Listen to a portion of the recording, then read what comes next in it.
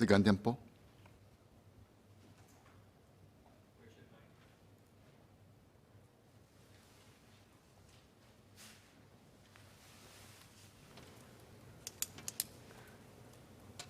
Mr. Speaker, may I have your permission to take questions 9 and 10 together?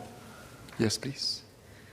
Sir, MOM and NTUC take public feedback seriously, including those from whistleblowers. We are aware that there were scams inviting individuals who were not the intended recipients of the Self-Employed Persons Income Relief Scheme, or SIRS, to apply for payouts. These cases have been surfaced to the police for investigation. Government grants such as SIRS aim to provide assistance to Singaporeans who need help for prudent stewardship of public monies, and as with all government schemes, SIRS is subject to financial audit. This will be done by an external auditor appointed by NTUC, the scheme administrator. In addition, MOM also conducts our own audit before and after the final payout tranche was disbursed. The audit of applications is still ongoing. For timely assistance to self-employed individuals, eligibility was assessed based on applicants' declarations of their employment income and number of properties owned. Those whose declarations met the eligibility criteria received payouts. Subsequent audit affirmed the eligibility of most successful applicants. But we also uncovered some cases of erroneous declarations, constituting about 0.5% of all successful SIRS applications. To be fair and consistent to all applicants, those with erroneous declarations have been approached to refund their SIRS payouts. Some have already done so, and we will reach out to the rest individually to give them time to do so. Thank you. Mr. James Lim.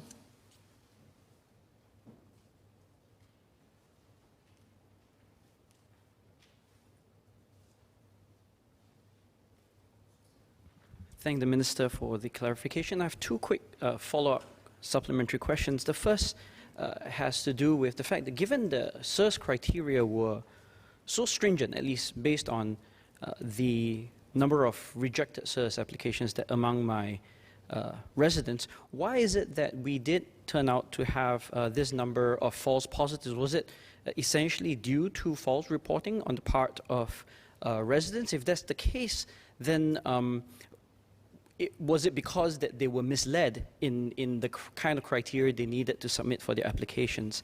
And then relatedly, my second question is whether there are actions to ameliorate these kind of false positives. So for instance, if someone was faced clawback, would they be able to then pay back the amount in installments, for example?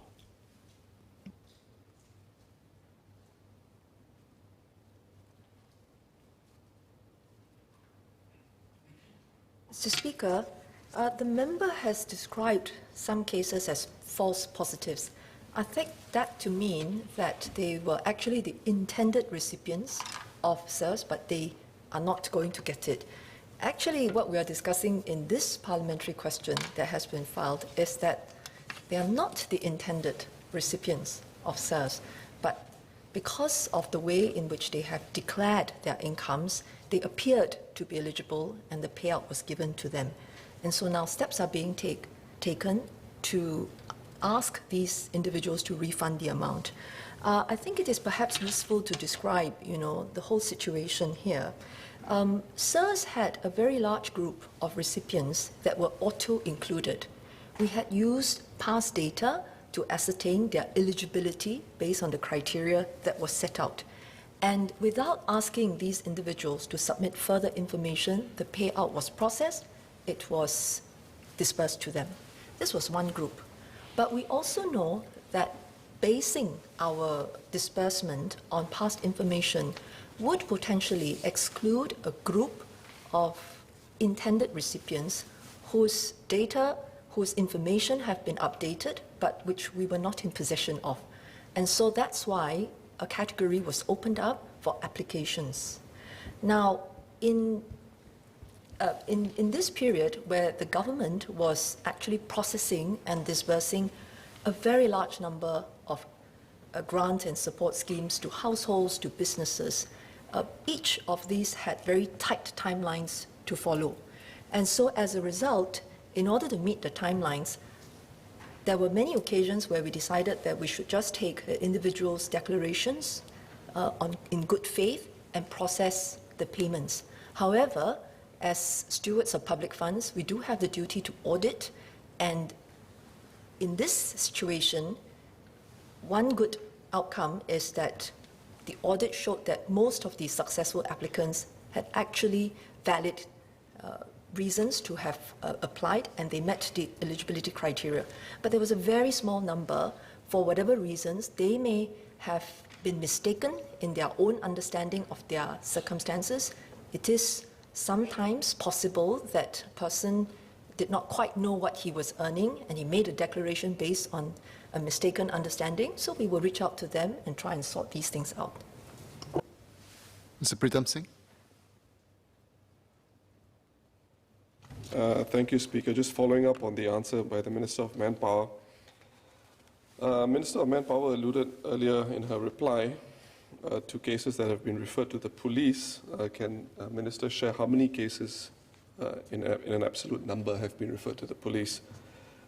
Secondly, Minister spoke of erroneous declarations. 0.5% were erroneous. Again, the absolute number would be appreciated. To that end, I've had a case that approached me at my MPS, declared openly that he earned $10,000 a month, but he had certain circumstances which he reported accordingly, and he was given the SIRS payout. And then, of course, now it's being clawed back. My point is not so much about this case, but how many cases were there where it was NTUC or MOM which actually approved a SIRS payout, even though it was well outside the qualifying criteria, and now it's calling for a clawback? How many cases involve, I wouldn't call it a mistake, but actions that were taken by NTUC or SIRS, and now resulting in a clawback?